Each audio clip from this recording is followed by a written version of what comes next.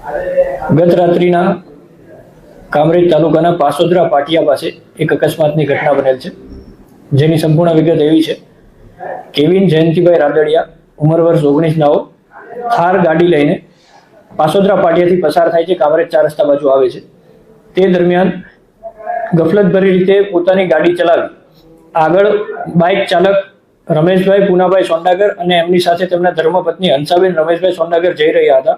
તેમને પાછળથી પૂર ઝડપે હંકારી ટક્કર મારે છે, જે અકસ્માતમાં રમેશભાઈ અને હંસાબેન ખૂબ ગંભીર રીતે ઇજાગ્રસ્ત છે. બંને જણાને હાલ પીપી સવાણી હોસ્પિટલમાં સારવાર અર્થે ખસેડવામાં આવ્યા છે.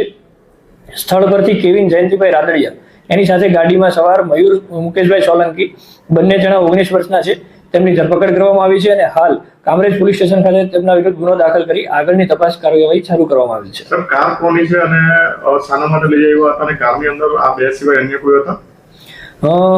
કેવિનના જણાવ્યા મુજબ કાર તેમના મિત્ર હાર્દિક ધોરાજીયાની છે, જે મોટા વરાછાના વતની છે, રહેવાસી છે, અને તેઓ ત્યાંથી કાર કોઈ લગ્ન પ્રસંગમાં જવાનું કહીને તેમની પાસેથી કાર લાવ્યા હતા અને હાલ ગત રાત્રિના કામરેજ 4 રસ્તા બાજુ આવી રહ્યા હતા. તેમાંથી કોઈ પણ વ્યક્તિ નશામાં નથી.